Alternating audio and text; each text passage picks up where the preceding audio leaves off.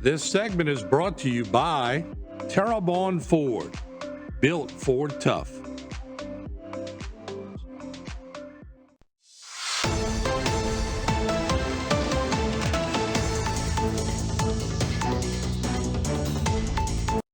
All right, and welcome back. I'm Martin Foss. Welcome to Bayou Time. I just can't stand saying it. It's hurricane season. Every time we get into hurricane season, I don't know about you. I mean, it does bring anxiety. And of course, we have the parish president and director of our emergency preparedness here. Welcome aboard. Good to see y'all. Good to see you, Martin. I can't believe we're talking about it again. It seems like we just got through with it. And here we go again. And Mr. Parish President, you just had a big seminar and a lot of people showed up. Good to see that. And let's get everybody in tune and ready to go. Yeah, it's a situation where, especially working with our team that we have here, to be prepared, right? That's the conversation you're going to hear us say a lot. We say it every year. Earl sent in the prediction of what they say that it's going to be. It's always above average. So I asked them, I was like, has there ever been a below average prediction? Unfortunately not. So, right. We know it's coming. We know, hopefully nothing gets started off too early here. It's usually going to be that August, September timeframe that's usually the worst for us. But it's just getting everything together. Like we said, with this event we had on Friday was a lot of nonprofits. And a lot of that, it's what they can do in preparation, and also at the same time, after a disaster happens, that we get together and know what resources are available, and do like we do best, and that's take care of our community. Yeah, and there y'all are, and you see it on camera. The second annual Community Emergency Preparedness Summit, we call it. Earl, let's turn to you. I've had you on many times during the storms, and Parish President is right. It's always going to be the biggest, baddest year. And I was asking you before the show, and I don't mind saying that the DA called me last night. He said, what about this thing they predicted about to come up the pipe? I said, relax. I said, you see so much stuff on Facebook and YouTube. And really, I guess the rule of thumb is until the Hurricane Center says something, you can hear everything from A to Z. That's correct. And just be careful of the sources that you use to get your information from. And I try to stress to everyone to keep up with the National Weather Service in New Orleans and also the National Hurricane Center to get your information. And, they've been predicting something out in the Gulf next week or the week after. And a lot of those are models. They're not forecasts. So the forecasters use models to make their forecast. So there's many, many models out there that may predict one thing, but the other models may not show it. Only one of the four is predicting the storm will develop.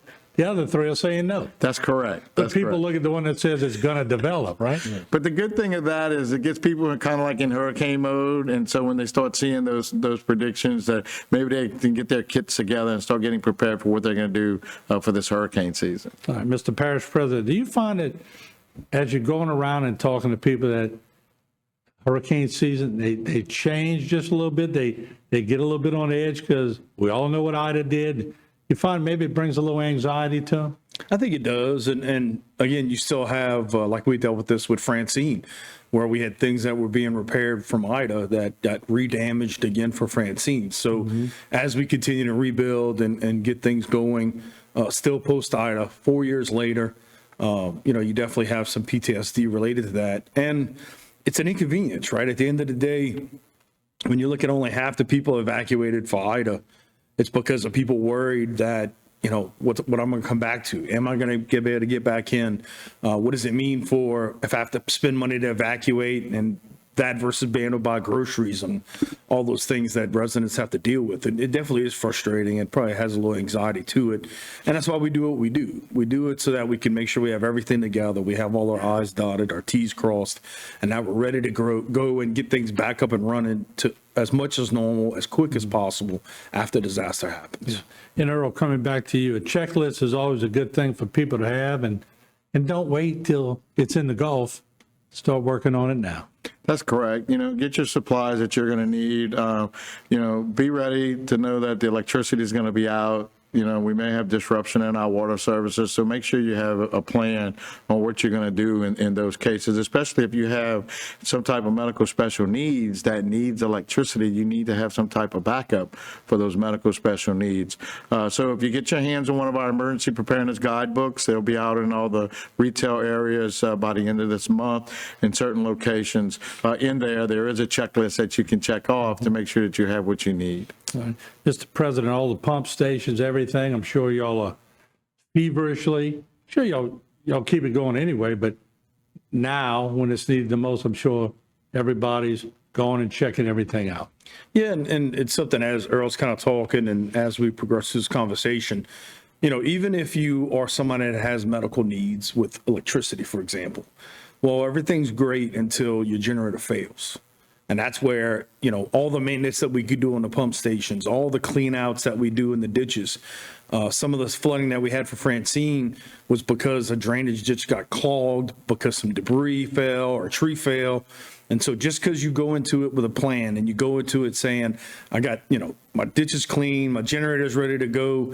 If one of those other items fail or one of those items fail, you then end up dealing with a situation that you wasn't prepared for, or maybe were prepared for but don't have what you need to get through it, and you end up in a bad situation. And at the end of the day, we want to make sure that the more our residents fall into a bad situation, the more they put first responders in a bad situation. And our goal is to make sure we keep everybody safe. All right, I appreciate both of y'all coming. My hope and my goal is to see neither one of y'all on this desk for a hurricane or a big tropical event. We can talk about other things, but not that. Yes. Thank y'all so much for coming, and we'll stay in tune during the season. Sounds good. All right, there you have it. We'll be back with more. Don't go away. This segment was brought to you by Terrebonne Ford. Built Ford Tough.